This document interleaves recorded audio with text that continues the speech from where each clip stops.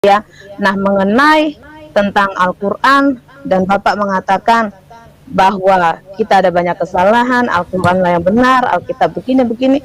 Pada kenyataannya ketika Bapak bicara tentang historical itu menuliskan, dan sejarah dunia pun tahu bahwa Kristen duluan ada daripada Islam. Setelah 600 tahun lebih ya, di abad pertama Kristen, di abad ke-7 adalah Islam. Nah, jadi bagaimana mungkin seorang yang anak SD yang baru lahir mengaku-ngaku bahwa dialah yang penyempurna? Ya, tidak mungkin ya, Pak.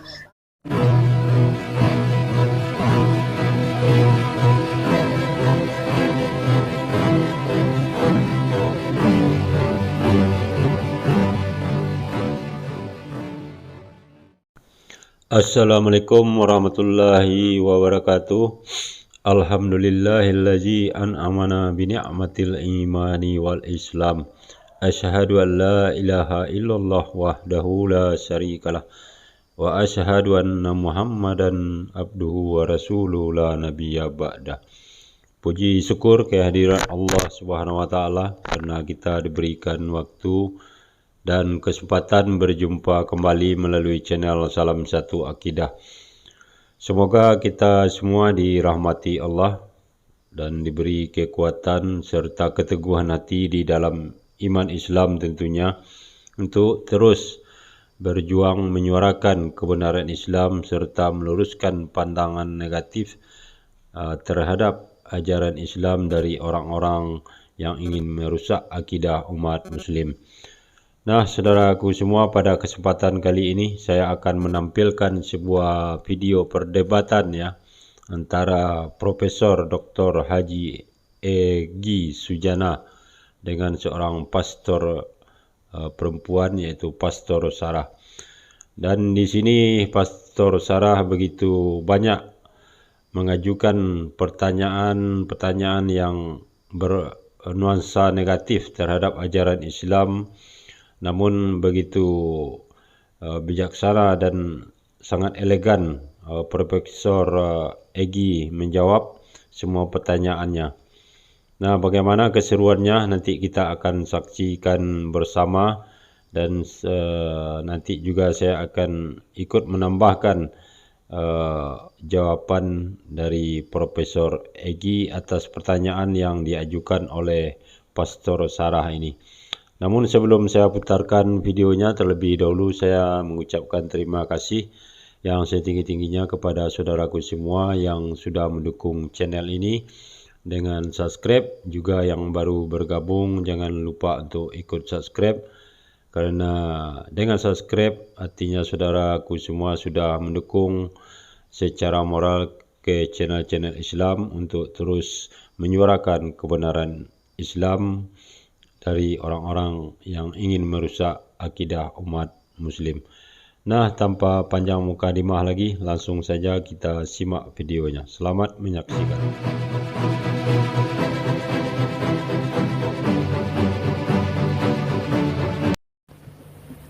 Tanya atau tanggapi, silakan. Iya, shalom Pastor, dan Shalom. selamat malam Bapak Egy. Ya, Akhirnya saya malam. diangkut juga ya. Iya. Pastor Saya Sarah. mau menanggapi. Iya, saya mau menanggapi Pak Egy. Dari tadi saya sudah dengar, agak greget juga ya Pak. Karena ya dari tadi Bapak menekankan statement Bapak bahwa semua jawaban Bapak itu berdasarkan objektif ya, tetapi semua orang pun mendengarkan dan semua menyimak yang Bapak sampaikan adalah subjektif. Tapi itu kembali lagi, itu adalah hak Bapak ya, untuk menjawabnya. Tetapi ini yang mau saya tanyakan kepada Bapak,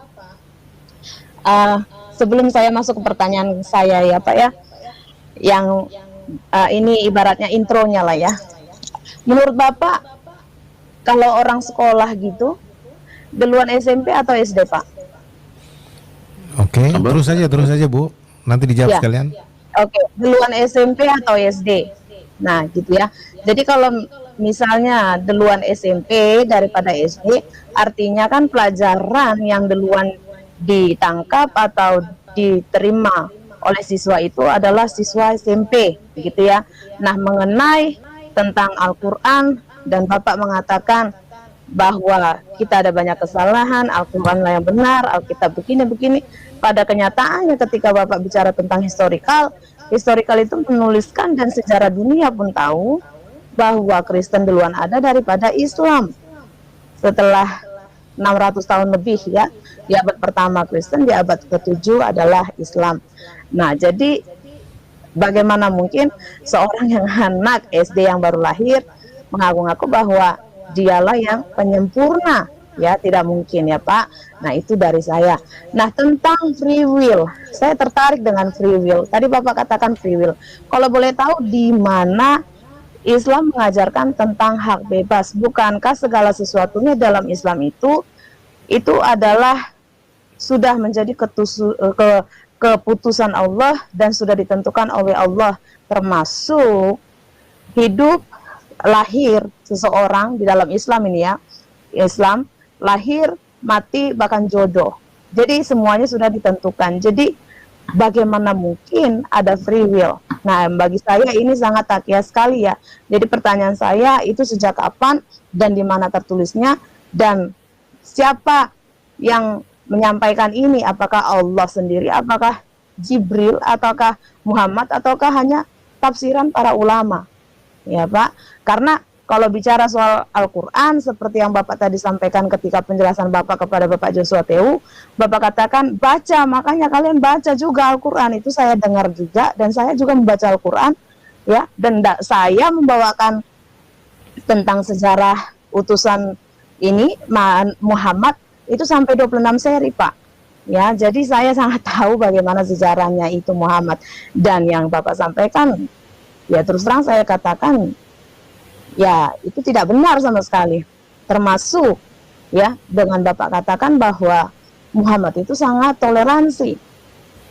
Ya, di mana ayatnya? Nah, karena kalau saya melihat ya, dan kalaupun misalnya kita orang Kristen atau siapa saja yang menganggap bahwa Islam itu adalah agama teroris, itu karena berdasarkan yang kita baca dan kita pelajari di dalam Al-Quran dari ayat-ayatnya. Nah, saya mau tanya juga, Bapak percaya kan Al-Quran itu dengan isinya? Bapak percaya? Ya, percaya pasti ya? Yakin malah. Nah, kira-kira Pak, semua ayatnya itu selain Bapak percaya, Bapak juga akan lakukan atau akan Bapak cuekin saja? Atau ayatnya ada yang Bapak pilih-pilih, ada yang Bapak lakukan, ada yang tidak lakukan? Kira-kira yang mana Pak? Bapak lakukan semua atau Bapak ada pilihan tertentu? Ada yang Bapak lakukan, ada yang tidak. Kira-kira yang mana Pak? Oke, Ya, nanti mau sekalian saya dijawab jawab. atau bagaimana Bu Sarah? Ini yang ini tolong dijawab karena ada pertanyaan saya dan saya mau kasih Ya, ayat. Nah, Kita jawab sekalian. langsung aja Bu. Artinya kayak gini, kalau ya bagaimana menurut Ibu? Kalau tidak bagaimana? Karena beliau tidak mungkin jawab ulang-ulang gitu. Ya, baik-baik. Nah, jadi gini Pak, kalau Bapak percaya tentang Al-Quran, ayatnya semua yang ada dituliskan dalam Al-Quran, pertanyaan saya adalah, kalau Bapak percaya tentang Al-Quran, berarti Bapak percaya dan akan melakukan semua ayat-ayat yang tertulis dalam Al-Quran. Oke. Tetapi kalau misalnya Bapak tidak percaya kepada Al-Quran, dengan kata lain Bapak hanya melakukan beberapa ayat saja dan ayat yang lain Bapak sanggah, itu artinya Bapak tidak sepenuhnya melakukan ayat Al-Quran.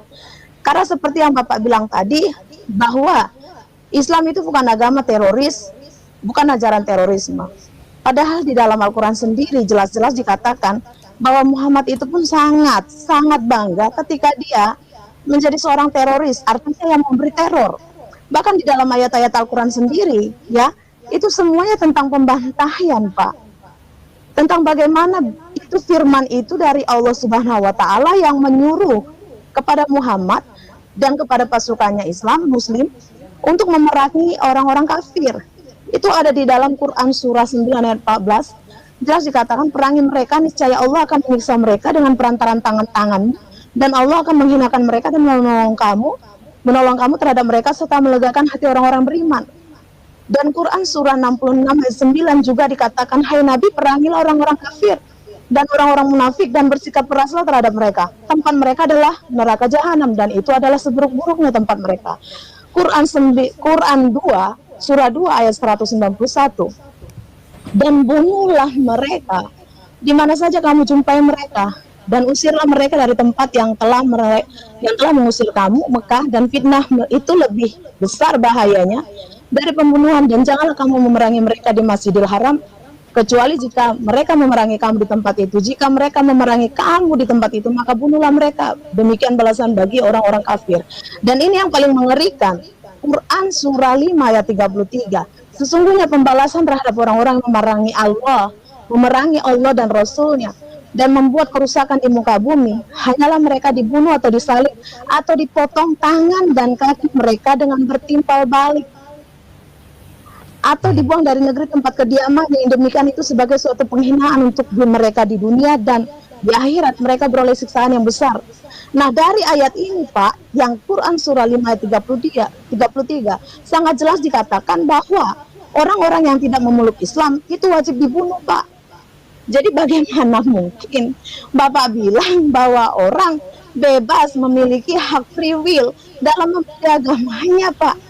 Ini sangat propaganda.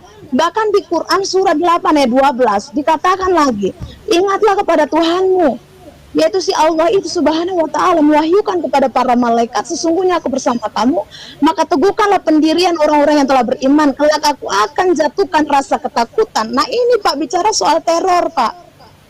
Islam itu agama teroris.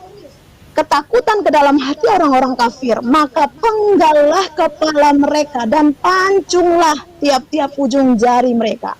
Jadi kalau Bapak menyanggah tentang ayat-ayat ini, itu sama artinya Bapak sedang mengatakan bahwa Muhammad itu nabi palsu dan Al-Quran itu kontradiksi, Pak. Jauh sekali dengan apa yang Bapak sampaikan.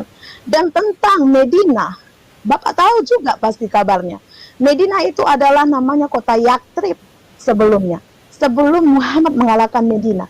Dan Yaktrib itu tempat siapa, Pak?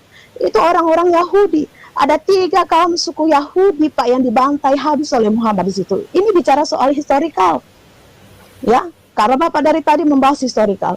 Dan lalu saya juga mau menyampaikan tentang Ismail dan Islam Muhammad. Itu sama sekali nggak ada hubungannya, Pak. Ismail itu orang Mesir, Muhammad itu orang Arab. Pertanyaan saya, sejak kapan Muhammad itu datang ke Mesir? Dan sejak kapan si Ismail itu datang ke Arab? Sedangkan zamannya saja sudah beda, Pak. Ya, Pak, ya. Jadi nggak ada hubungannya. Dan saya setuju dengan Bapak yang tadi itu. Harusnya Bapak, ya, jangan propaganda. Saya tahu Bapak orang yang sangat radikal, Muslim radikal Bapak itu. Tapi Bapak nggak mau mengakui. Ya, tapi biarlah. Ini aja yang mau saya tanggapin, Pastor. Oke, sebelum dijawab oleh Profesor Egi, semua pertanyaan yang diajukan oleh Pastor Sarah ini, di sini saya sedikit memberikan tanggapan atas pertanyaan atau anggapan Pastor Sarah ini terhadap ajaran Islam, ya. Saya rasa kurang tepat kalau dianalogikan seperti anak SD dengan SMP, ya. Cuma yang lebih pasnya itu kalau dianalogikan seperti sebuah undang-undang Al-Quran tersebut. Jadi ibaratnya kalau zaman dahulu pada zaman Pak Soekarno sudah disusun undang-undang atau RUU tersebut, maka pada zaman Pak Soeharto, karena kehidupan berjalan atau maju terus ke depan, perkembangan segala macam di segala sisi berkembang pesat, tentunya undang-undang yang sudah disusun pada zamannya Pak Soekarno sudah tidak relevan untuk dipakai lagi di dalam mengatur masyarakat atau penduduk Indonesia. Nah, seperti itu jugalah kira-kira Al-Quran dengan Bibel, ya. Bibel itu di masa Nabi Isa, maka diturunkanlah Bibel. Kemudian karena kemajuan zaman dan perkembangan manusia, maka Bibel sudah tidak layak untuk dipakai lagi, maka diperbaruilah undang-undang tersebut. Maka itu datanglah Al-Quran sebagai penyempurna undang-undang sebelumnya. Jadi itu adalah analogi yang tepat kalau menurut saya. Kemudian pandangan yang kedua Ibu Sarah ini terhadap ajaran Islam, yaitu mengenai banyaknya ayat-ayat Al-Quran yang cenderung kalau menurut dia itu adalah ayat-ayat yang sangat sadis gitu ya, seperti pancung, potong tangan, dan ajaran teroris. Itulah anggapan dari Ibu Sarah ini yang katanya sudah membaca Al-Quran. Nah, namun di sini kelemahan dari Ibu Sarah ini, dia ada yang lupa bahwa Al-Quran itu bukanlah bahasa Indonesia, bukanlah terjemahan, karena Al-Quran itu adalah mempunyai kata yang unik, bahasa yang indah. Dalam satu kata saja itu bisa banyak makna, apalagi kalimat ya. Jadi tidak selalu mesti apa yang tertulis di dalam makna maka itulah pengertian yang sebenarnya. Nah, ini perlu disadari oleh Ibu Sarah, apalagi kalau diperbandingkan antara bahasa Indonesia dengan bahasa Arab, itu sungguh sangat jauh berbeda.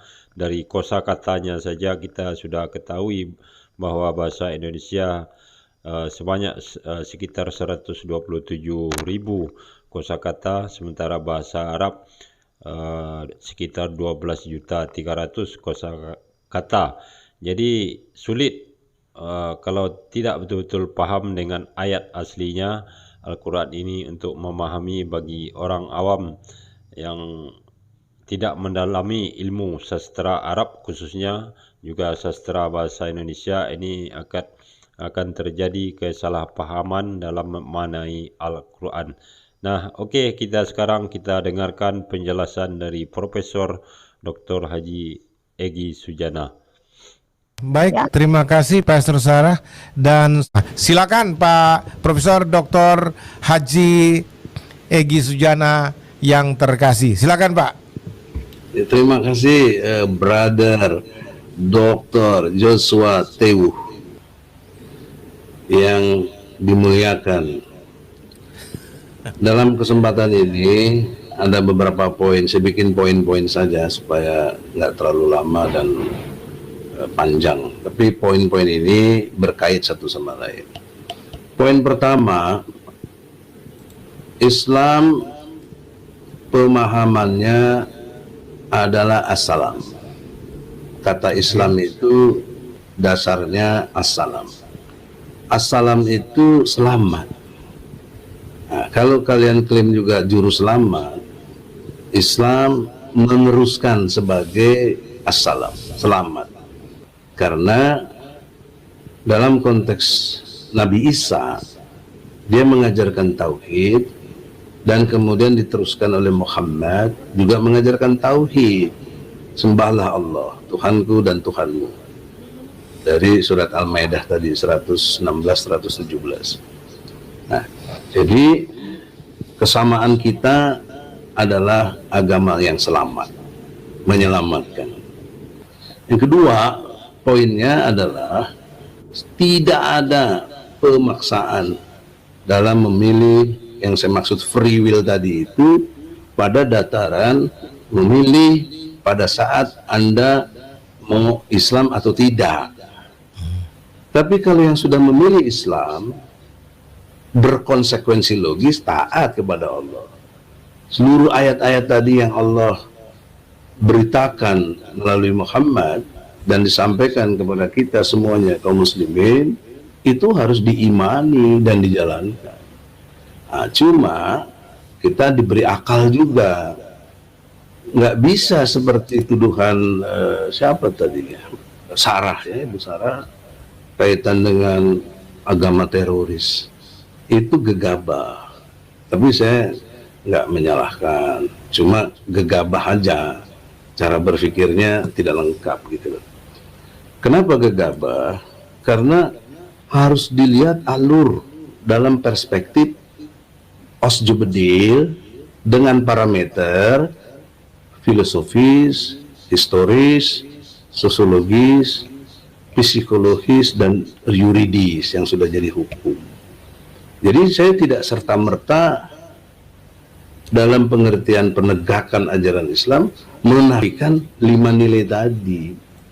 tetap berpacu kepada nilai-nilai yang tadi itu nggak boleh ditinggalkan. Nah, sehingga tidak relevan menyebut Islam adalah teroris. Tidak ada. Karena Anda jangan lupa ada ayat lain seperti misalnya mohon Pak Pendeta Yosua catat Ali Imran ayat 134. Oke, Pak. Untuk banyak berinfak dan tahan amarahmu dan maafkanlah kesalahan orang. Apa ini teroris? Coba, bagaimana saudariku Sarah memahami Ali Imran ayat 134? Kita disuruh tahan amarah, bahkan bantu orang dengan infak kita, sedekah kita, dan maafkan kesalahan orang. Jika kamu mau yang lebih baik, maafkanlah kesalahan orang. Tapi Islam memberi option. Apa? Boleh kisos. Nah, menariknya dalam hukum, Islam itu dahsyat yang disebut rahmatan lil alamin itu, yang membuat salamnya itu. Apa dahsyatnya? Yaitu dari kondisional objektif terjadi pidana seperti membunuh bisa bergeser menjadi perdata bila dimaafkan oleh keluarga korban.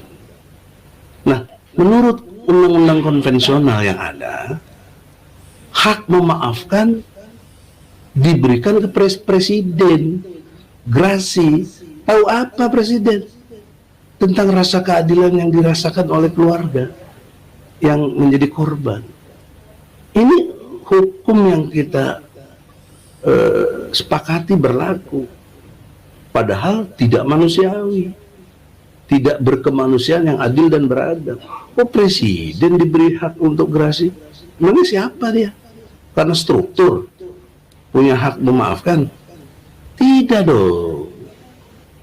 Keluarga korban yang boleh memaafkan, dan kemudian dia terima bayar diat namanya, denda. Ini kan perdata, coba. Nggak perlu, dalam Islam nggak ada konsep penjara. Anda lihat, karena semuanya eksekutorial, ya, dikisos, dirajam, potong tangan tadi yang dianggap ekstrim atau teroris, harus lihat. Dan ini tidak bisa disebut teror karena ini bukan wilayah individual Islam. Ini wilayah negara. Negara yang bisa melaksanakannya karena ini kekuasaan. Jadi oleh karena itu di dalam pendekatan hukum-hukum Allah ini jangan gegabah mengeneralisir semua. Lalu bagaimana ada ayat-ayat tadi yang sangat santun, maafkan kesalahan orang. Bahkan Anda lihat lagi Al-Baqarah 280, semoga nggak salah. Karena saya kan bukan ustadz, bukan ulama, saya advokat aja. Itu kalau kamu berhutang, ya, nggak bisa bayar, maka si penghutang harus mengerti kelonggaran waktu yang dipunyai oleh si penghutang, yang berhutang. Jadi kalau yang berhutang belum punya dalam waktu, dimaafkan. Itu lebih baik. Tidak boleh dipaksa-paksa pakai debt collector segala macam. Nah, itu hukum Islam yang bersifat rahmatan. Kenapa digeneralisir menjadi teroris? Nggak fair dong, nggak fair. Oke. Karena saya menganut semua ayat kalau sudah diimani harus jalan, nggak boleh separuh-separuh. Fisilmi kafah, masuklah Islam ke dalam keseluruhan, nggak boleh separuh-separuh. Nah, bahkan contoh Nabi dengan hadisnya yang terkenal, apabila Fatimah putri Rasulullah, dia tidak nyebut Muhammad, putri Rasulullah mencuri, aku sendiri yang potong tangannya. Nah, bandingkan dengan dimensi kekuasaan hari ini, ya, anaknya Pak Lurah diduga terlibat korupsi, juga kaitan dengan social distancing, bikin kumpul-kumpul pilkada. Sementara Habib Rizik di penjara untuk itu.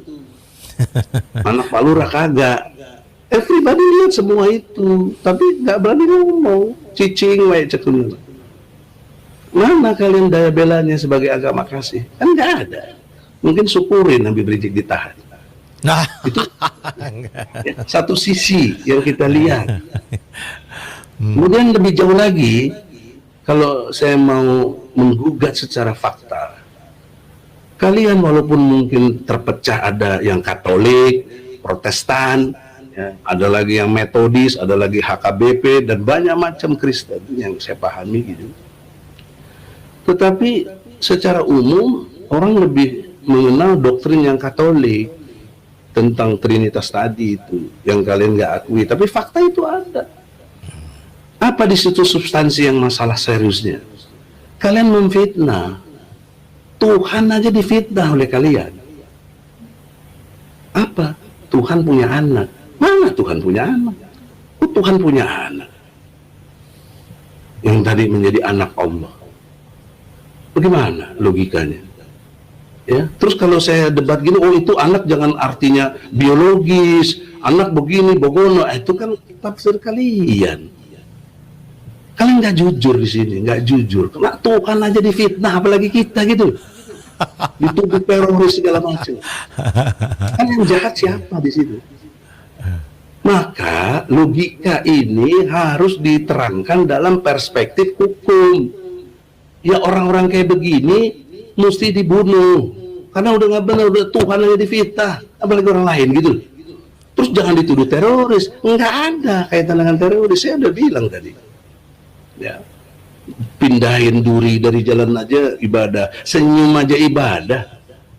Jadi saya objektivitasnya di situ, tapi oleh Sarah dikatakan saya semuanya subjektif, nggak ada yang benar. Quran teroris, masya Allah. Tapi sudahlah. Kita senyum saja. Itu kan menunjukkan ceteknya pengetahuan. Nggak ada pengetahuan dia tentang itu.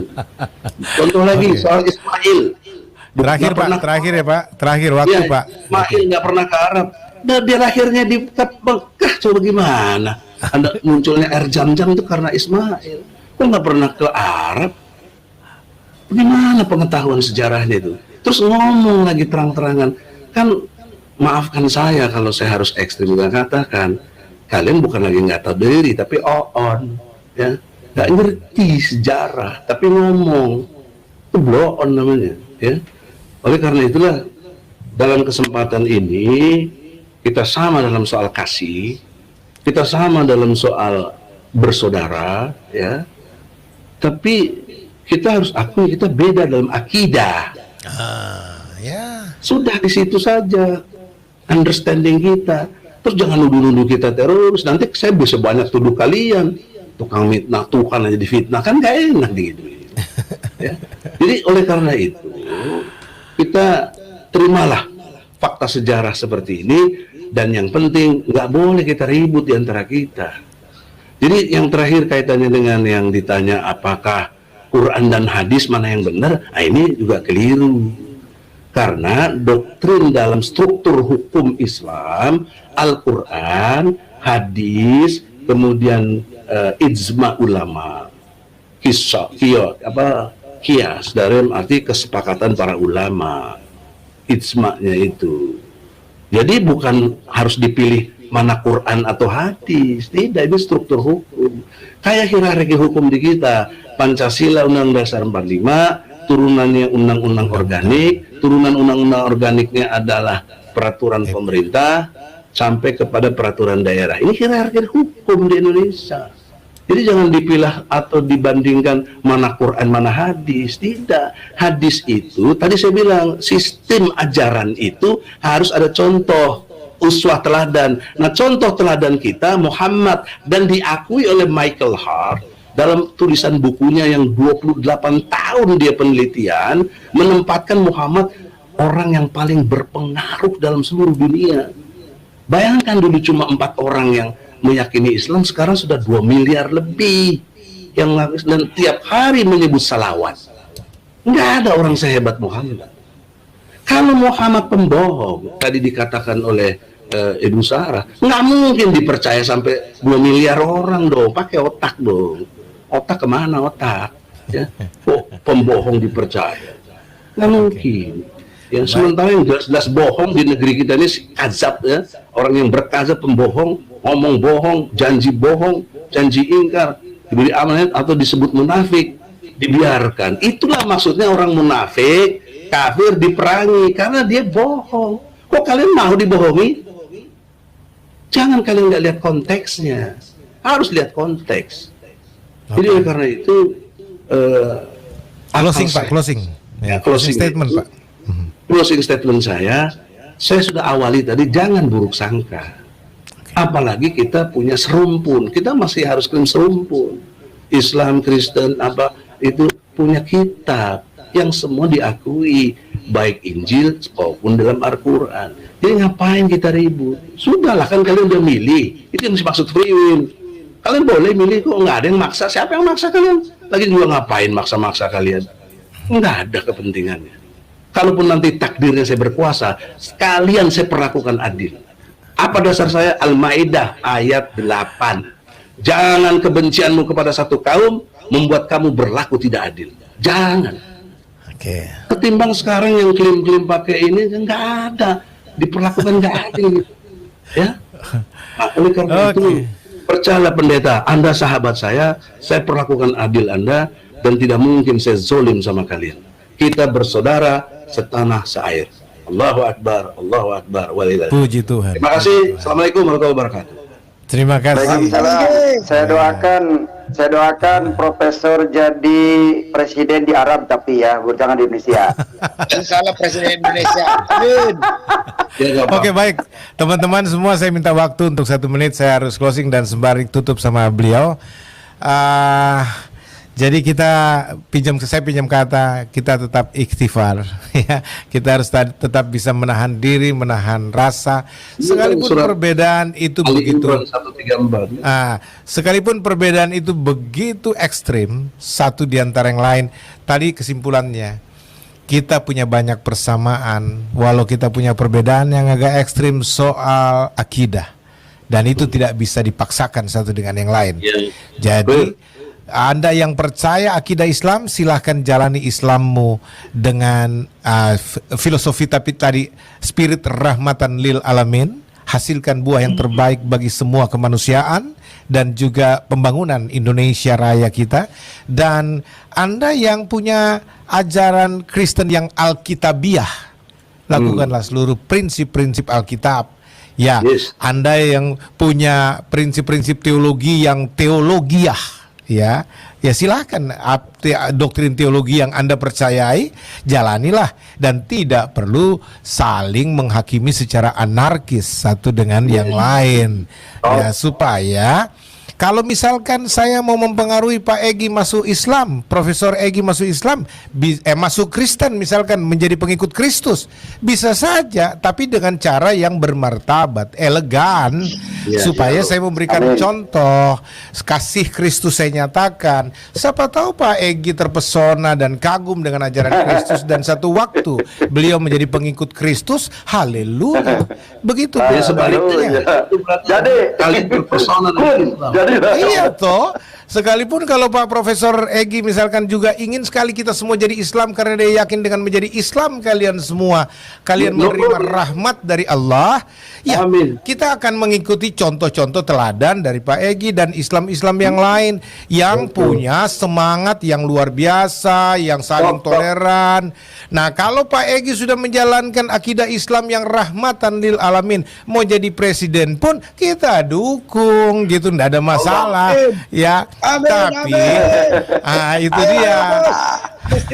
Jadi kalau kita melihat kemudian ada oknum-oknum beragama Islam yang kemudian mendemonstrasikan kehidupan yang bertolak belakang dengan ajaran prinsipil Islam seperti yang Pak Egy, Profesor Egy nyatakan tadi, maka maklumilah itu tanggung jawab pribadi lepas pribadi. Gitu. Dan kita juga bertanggung jawab dalam kekristenan mengedukasi umat Kristen agar menjadi seperti Kristus. Nah, demikianlah saudaraku semua, kita sudah saksikan perdebatan barusan, dan di sini pertama sekali tentu kita memberikan apresiasi kepada Profesor ya, yang sudah menjawab dengan sangat baik semua pertanyaan yang diajukan oleh Pastor Sarah.